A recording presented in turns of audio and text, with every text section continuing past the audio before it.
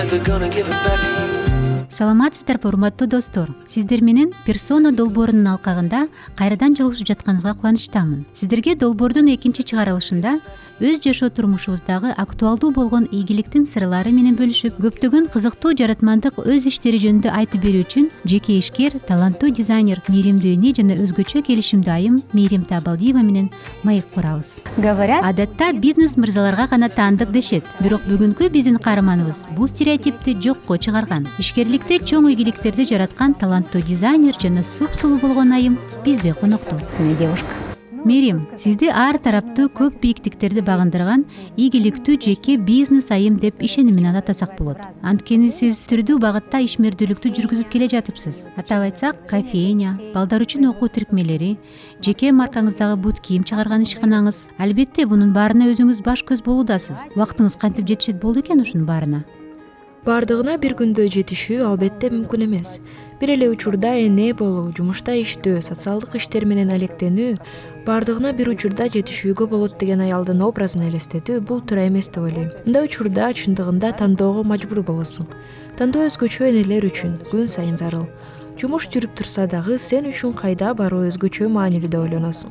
Мисалы, балдарыңдын бир иш чарасына сөзсүз түрдө катышуу керек болуп калат. Мындай учурда мен албетте балдарымды тандаймын. Менин оюмча ар бир эне дал ушундай кылат. Башкача айтканда, элдин баары айткан тең салмактуулук, бирдей жетишүү мындайда болбойт. Бул жөн гана күнүмдүк тандоо. Керек болсо жумушту тандайсың. Бир күнү маанилүү иш чараны биринчи орунга коесуң. Айрым күндөрү жөн гана эс алгың келет. Бул дагы тандоо. Бир күнү досторуңду тандагың келет. Башкача айтканда, күн сайын эң маанилүүсүн тандайсың.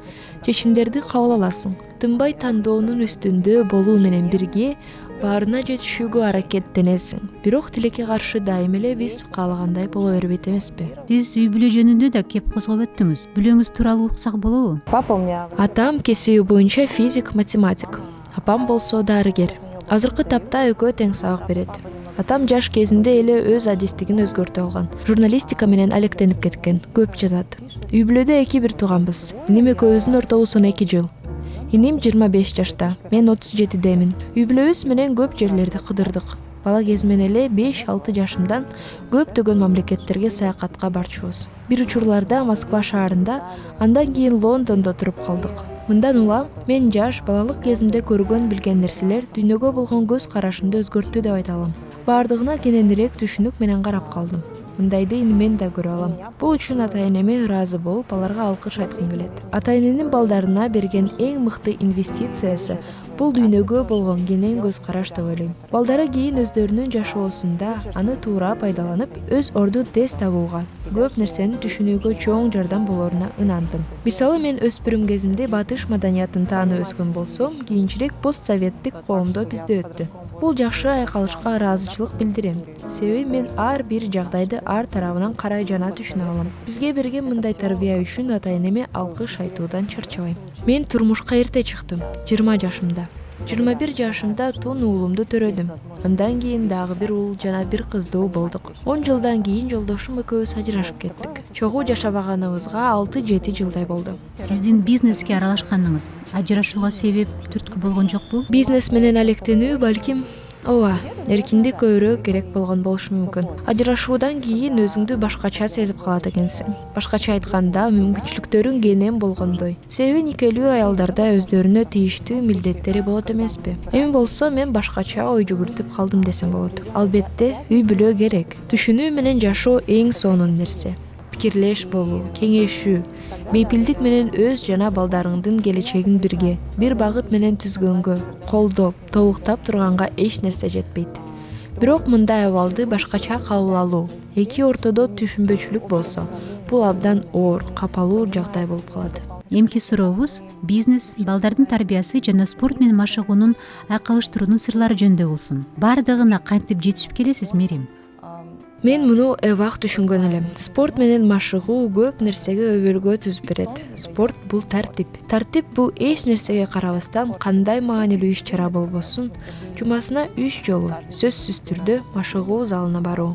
Мен ушуну сөзсүз жасайм. Демек, бул катуу тартип жашоомдун бардык жактарына таасирин тийгизип келет. Бир жерден окуп калдым эле. Абдан бир ийгиликтүү ишмердин айтканы бар. үй бүлөдөгү, бизнестеги кандай жагдай болбосун, эгерде сен ийгиликке жетишкиң келсе, спорт менен машыгууга милдеттүүсүң. Себеби менин саламаттыгым үй бүлөмдүн бактысына таасирин тийгизет. Үй бүлөмө камкордук көрө албай калышым мүмкүн. Ошондой эле бизнестин ийгилигине да. Ошондуктан менин байкашыма караганда биринчи ирет тартип менен үзгүлтүксүз спорт менен машыгуу жашоомо туура жол түзүп бере алат. Мына ушундан улам мен тыкандык менен бардык иштериме убакытты туура бөлүштүрүп, милдеттеримди өз учурунда аткара алам. Машыгуунун сааты келгенде башка эч нерсеге убактымды бөлө албасымды менин балдарым дагы жакшы билишет. Пластикалык хирургияга болгон көз карашыңыз кандай? Албетте, эгерде айымдар өзүнүн келбетинен бир нерсени өзгөртүүдөн өзүн көбүн эсе ишеничтүүрөөк, ыңгайлуу сезип калса, эмне үчүн жасабаш керек? Мен туура көрөм. Илим өнүгүп келе жатат.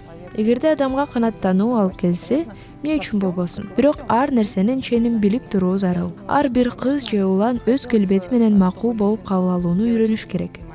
Шаблон, көндүм болуп калган келбетке жетүүгө далалат кылбашы керек.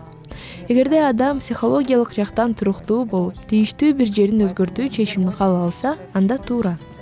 Эгерде адам ал жагынан даяр болбой эле, элдин артынан стандарт болуп калган көрүнүшкө аракеттенсе, ал адам менен иш жүргүзүү керек. Мындай көрүнүштөр жагдайлуу жана жеке болот. Негизинен пластикалык хирургияга каршылыгым жок. Адам каалаган нерсени жасоого эркиндиги бар. Башкысы айланадагыларга зыян тийбесе. Көп учурда айымдар каражат жагынан башка бирөөнүн колдоосу болуусу эч нерсе жасай албайт деген кеп бар эмеспи? Сизге алгач убакта ата-энеңиз же жубайыңыз тарабынан материалдык жардам болду беле? Ата-энем орточо жашаган үй бүлөлөрдөн. Чоң өлчөмдөгү акча каражаттары бар, же болгон деп айта албайм. Жолдошум тарабынан деле эч кандай материалдык жардам болгон эмес. Мен жөн гана өнөктөш издештирип, ошондой эле бут кийим өндүрүүгө дагы өзүм үнөмдөп, топтогон акча каражаттарымды пайдалангам. Ал эми ресторандык бизнести болсо, инвестор жана өнөктөштөр менен бирге баштадык. Мындай иш алып баруу өзүңдүн мүмкүнчүлүктөрүңө жана аракетиңе жараша болот экен. Сен менен иш алып барчу өнөктөштөр ишеним артышы керек. Мен чындыгында жаштайман эле 17 жашыман тарта иштеп келе жатам. Мамлекеттик мекемелерде эмгектендим. Укук коргоо институтунда, жаңылыктар сайттарында котормочу болдум. Менин алгачкы айлык маянам 500 сом болгон. Жубайым менен жашап жүргөн кездерде дагы ар кандай долбоорлордо иштедим. Андыктан өзүмдү өзүм каржылоо жагы жана көз каранды болбой жашоо аракети менден дайым бар болчу. Балам төрөлгөндө гана 1 жыл үйдө иштебей олтуруп калдым. Бирок мен көпкө ишсиз олтура албайм. Мен иштеп турушум керек.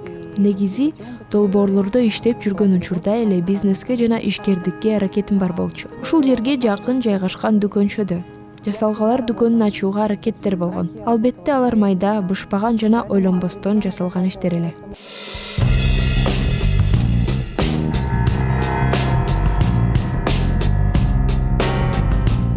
Сиздин бут кийим чыгарган өндүрүшүңүз бул өзүңүздүн талантыңызды сынап көрүүдөн улам ишке аштыбы же жөн гана өнөктөштөрдүн сунушубу? Мен башынан эле кооз бут кийимди жактырам. Бийик такалуу бут кийимди 15 жашыман бери кийип келем. Менин өзүмдүн кооз бут кийимге болгон кызыгуумду өндүрүшкө жумшап, көпчүлүк менен бөлүшкүм келди. Бул оюм бир гана адаттагы көрүнүш же мода үчүн эмес.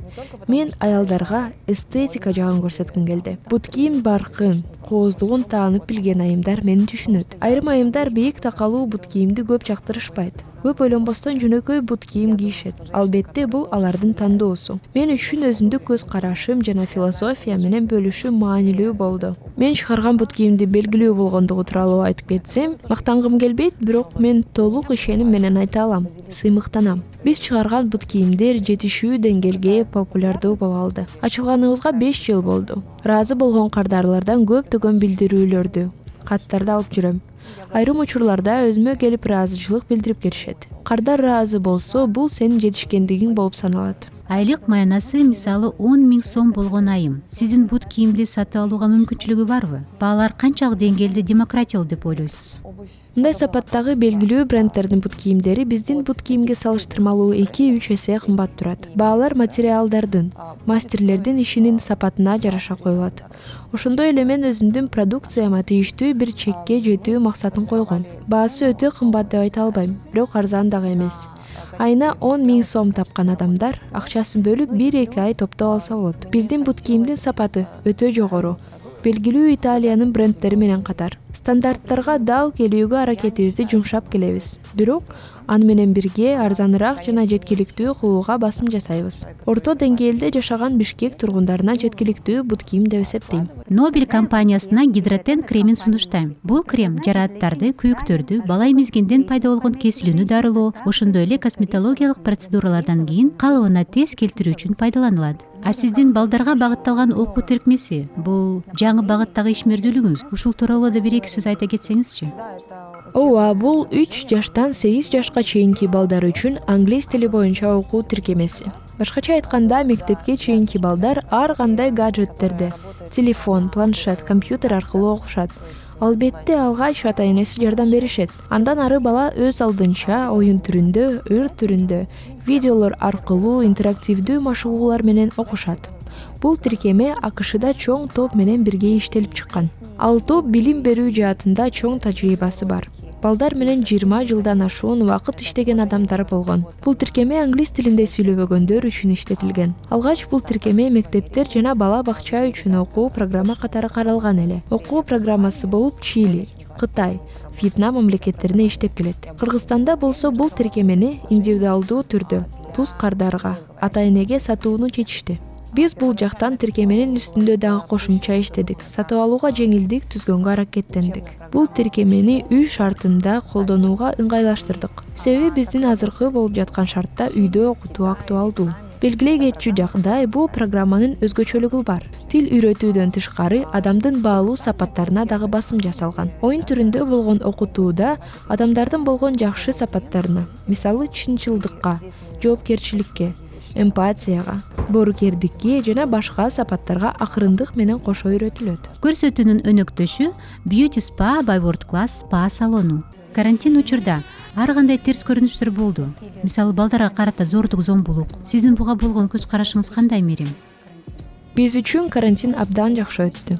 Негизи эч нерсе менен алектенбей, үйдө болуп, тамак ичип, кино көрүп жаткан абалдан чыгуу кыйынга туруп калды бир аз. Биз үйдө болдук, ар кандай оюндарды ойнодук, стол тенниси, жакшы көргөн кинотасмаларды көрдүк. Тамактанууга үй бүлөбүз менен чогуу олтуруп жаттык. Карантин кандайдыр бир деңгээлде мурдакыга салыштырмалуу бизди жакындатып койду окшойт. Ооба, балдарга зордук, зомбулук болду деген окуяларды окуп, угуп калдык. Өзгөчө азыркы онлайн окутууда баардык адамдар эле педагог боло албайт. Эмоциялык жагынан токтоо эмес ата-энелерге чындыгында оор болду окшойт. Ачуусу балдарына тийип аткан учурларды угуп калдык. Муну баардыгы өтө капалуу.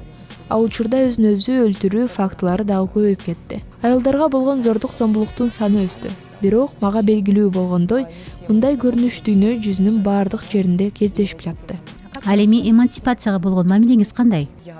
Эң сонун мен мындай шартта чоңоюп тарбия алып келдим. Менин ата-энемдин өз ара мамилеси жетиштүү деңгээлде либералдуу. Бири-бирин сыйлап турушат. Бул жөн гана аял менен эркектин мамилеси эмес. Бул эки инсандын бири-бирине болгон сый мамилеси. Мени ушундай кылып тарбиялашкан. Сен кыз баласың. Сен мындай болушуң керек дебестен, сен адамсың. Сенин тандооң, кыймыл-аракеттериң эркин деп айтып келишкен. Андыктан эмансипация сөзүнүн мааниси өзүнө өзү ишенген, эч кимге көз каранды эмес, эркин дегендиги билгизсе дагы, менин оюмча бул жөн гана адамдын эркиндиги. Адамдын эркиндигине мен аябагандай чоң маани берем. Адам дайыма ал эркиндикти сезип, өзүнүн тандоосун өз алдынча жасай билиши керек. Эркек же аял экендигине карабастан. Сиздин оюңузча, аял заты 20 жыл мурун кандай эле? Азыр кандай, айырмасы барбы? Жана келечекте кандай болушу керек деп ойлойсуз? Албетте, айырма чоң. Бирок айырма ар бир аялдын өзүнө жараша.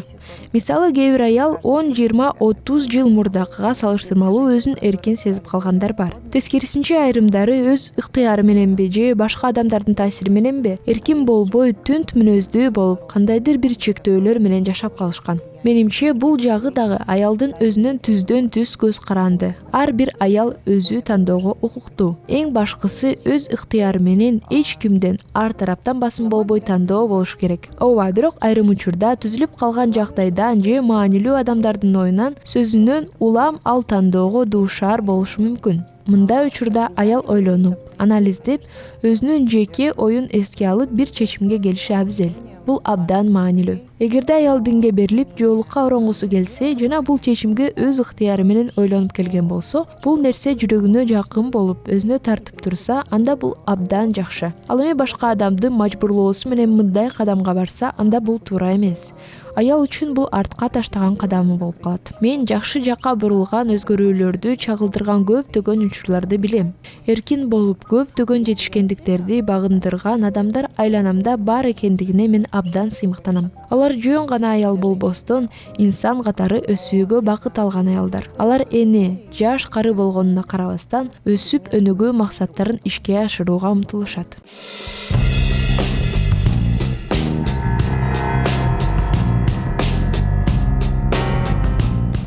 Өздөрү бизнес ачам деген кыздарга кандай кеңеш бере алат элеңиз?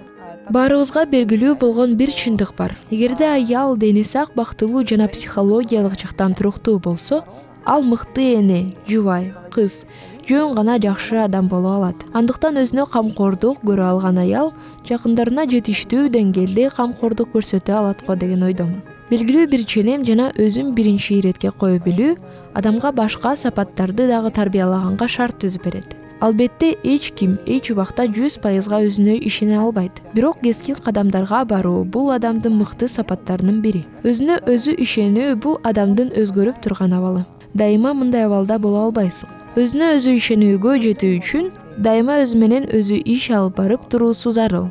Өзүнө ишенүүсү же күмөн саноосу башка адамдардын кеңештерине, тажрыйбасына кулак салуу керек деп ойлойм. Албетте айланадагыларга өзүнө ишенген адам сыяктуу ой калтырса болот. Мен өзүмдү көп учурда ошондой алып жүрө алам. Бирок айрым учурларда андай абалым жок болуп кетет. Бул кадыресе көрүнүш. Маанилүү кеңештеримдин бири өзгөчө кыздар үчүн, бирок эркектерге деле керек деген ойдомун. Бул өзүн өзү угуу жана сезүү. Биринчи ирет белгилүү бир ченемдерге дал келбестен өзүңдү угуу, изилдөө. Бизди тарбиялап келишет. Андай эмес, мындай болушуң керек.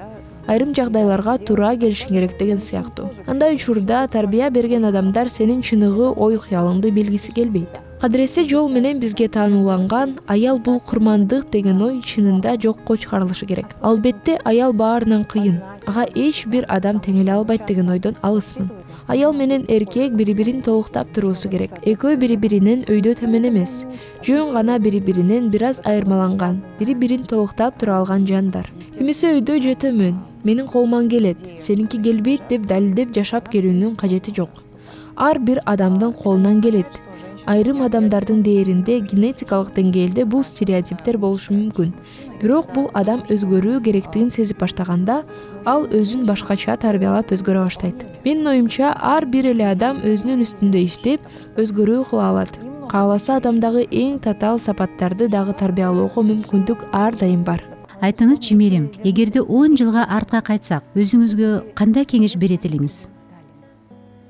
10 жыл мурун мен жашыраак болгом. Билимим, тажрыйбам аз эле. Артка кайтып адам бир нерсени башкача кылуу үчүн кеңеш жана билим бере албайт. Анын баардыгы жыл өтүп болот. Процесс керек. Ансыз азыркы абалыма, деңгээлиме жете алмак эмесмин. Эгерде 10 жылга артка кайтсам, мен өзүм айтмакмын. Баардыгы жайында, ушундай уланта бер деп. Себеби азыркы жетишкендиктериме ушул процесс аркылуу келдим. Анын жүрүшүндө оң жана терс жагдайлар кезигип жатты. Анын баардыгы мага сабак, тажрыйба болду. Мындан улам бүгүнкү деңгээлге келдик. Кыргызстандагы аял затын келечекте сиз кандай көрөсүз? Кыргыздын аялдарынын дээринде генетикалык эркиндик бар деп санашат. Көчмөн эл катары чындыгында эле бизде эркиндикти сүйүү бар. Айланадагылардан өзүнө сый мамилени талап кылуу. Бул да болсо дээрибизге бар. Балким мен жаңылышып жаткандырмын. Бирок мени курчап турган жакындарым, апам, эжелерим жана чоң апам баардыгы ошондой. Тарыхка кайрылып кетсек деле, кыргыздын аялдары өзүнө ишенген адам болгон. Ал күйөөсү бар аял болсо дагы кадырлуу болуп, сөзү салмактуу болгон. Мен ойлойм, келечекте бул көрүнүш өзгөрбөшү керек. Бул адат сакталып калышын, кайтарылып келишин мен каалайт элем. Себеби аялга болгон сый мамиле азайып бараткандай. Аял коомдун маанилүү бөлүгү болуп санааларын, ал коомдо потенциалдуу пайдасы дээрлик көбүрөөк экендигин, саясатка жана башка тармактарга көптөгөн маанилүү өзгөрүүлөрдү киргизе алаарын элдер түшүнүшү керек. Муну биз акырындык менен түшүнө баштасак, баардык нерселер ордуна келет. Мен ишенич менен айткым келет. Аялдын лидерлик жөндөмү жогору. Келишпестиктерди чечүүдө, ишкердикте дагы жөндөмү мыкты. Себеби аялдын генетикасында маселелерди тынчтык жолу менен чечүү, татаал жолду жөнөкөйлөтүү жагы бар. Биз аялбыз, биз энебиз. Ошондуктан мындай жөндөм ар бирибизде бар. Демек аялдын келечеги кең. Эркек да, аял да мындай нерсеге кызыктар. Эгерде бири-бирибизге жардам, колдоо көрсөтсөк, бирге көптөгөн нерселерге жетишебиз деген ойдомун. Белгилүү теле алып баруучу Опра Уинфри айткандай, ийгиликке жетүү үчүн аял ханышадай ойлонушу керек. Ханыша жеңилүүдөн коркпойт. Демек, ханыша болуңуздар. Кийинки чыгарылышта Кыргызстандын атынан алгачкы жолу Мисс Вселенная сынагына катышып келген модель Бегимай Карыбекова менен болмокчу.